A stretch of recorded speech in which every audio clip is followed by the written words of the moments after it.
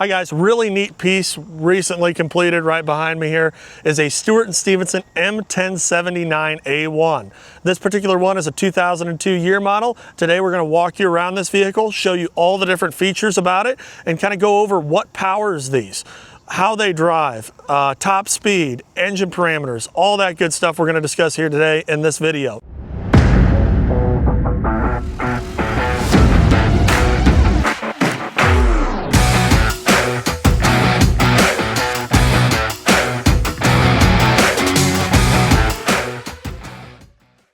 Starting off, first thing you can see, this thing is a beast. This is a Stewart and Stevenson M1079A1. If you watch any of our channel or you watch military vehicles in general, the main difference between this truck, a M1078 and an M1079, is the 12-foot cargo box on the back. We've sold a number of these vehicles that have ended up as expedition vehicles and over-the-road campers.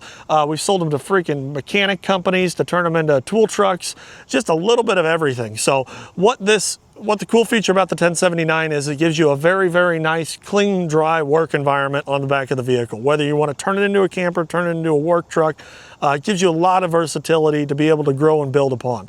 What powers these trucks is a 3126B engine. So all Stewart and Stevenson vehicles from 1999 to 2004 were powered by that 3126B Cat engine. Cat put that engine in a variety of different vehicles.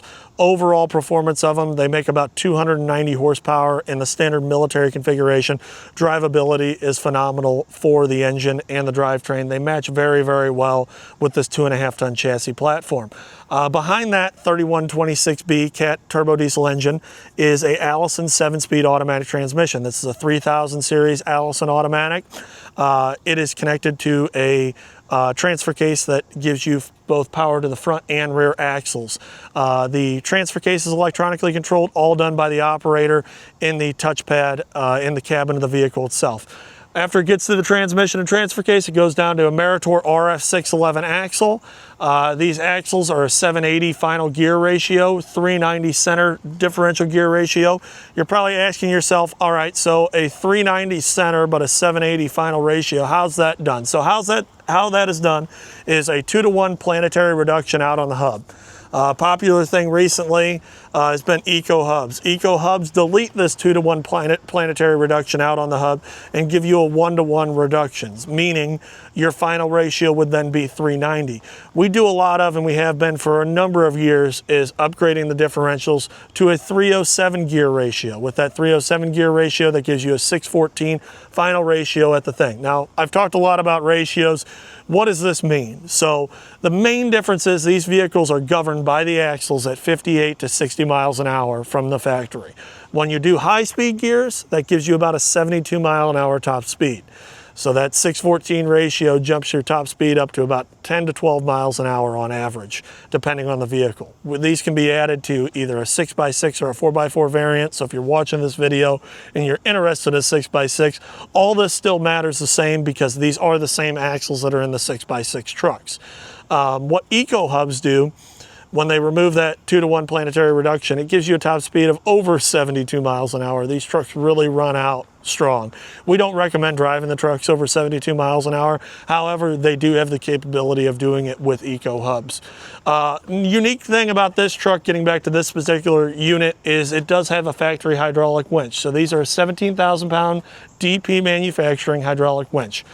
So this winch is powered off of a PTO on the truck, goes through a hydraulic pump, out to the winch itself. What's unique about the winches on the LMTV and FMTV family of vehicles is they are winch designed to pull both front and rear. So if we walk back up towards the front of the vehicle here, you're able to see the front winch fair lead coming through the front bumper here, and then we'll go ahead and walk our way to the rear of the vehicle.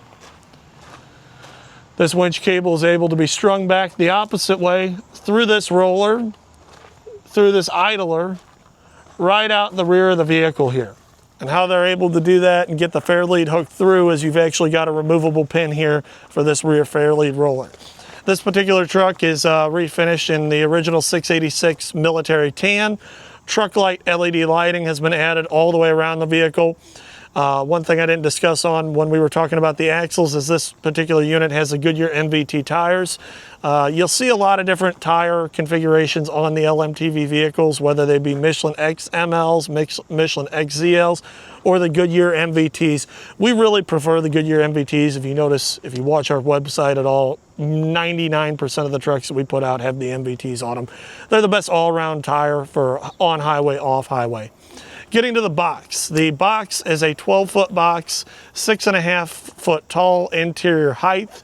It's pretty much a blank canvas whenever we provide these trucks to customers. It's 2-inch aluminum construction frame work with spray foam insulation, and they had 2 different window configurations in these boxes. So you either had the large windows like you see in this box, or the smaller windows like some of the other trucks that we've had listed up on our site.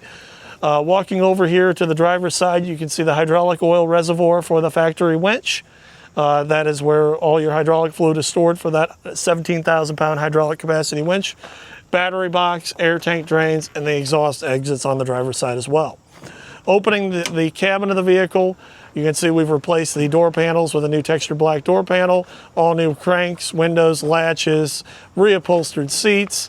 The winch control is located right above the heater box there, right in the center of the truck. So that's your PTO on switch and then your winch in and out switch. This particular truck has a 3rd middle seat in it. The middle seat, all trucks are set up for a middle seat. It just depends on if it's got it in it or not. We can add a middle seat to any vehicle that we offer. So we appreciate you taking the time to watch this video today. Hopefully that answers a lot of questions in regards to the 1078s and 1079 vehicles. This particular unit is now listed up on our website, so be sure to check it out online at midwestmilitaryequipment.com. We really appreciate you guys taking the time to watch this video today. If you've got a Stewart and Stevenson truck or any sort of military vehicle, be sure to check us out, because we sell parts to support almost any type of military vehicle, whether it be a Humvee, LMTV, or Oshkosh vehicle. Thanks again for watching.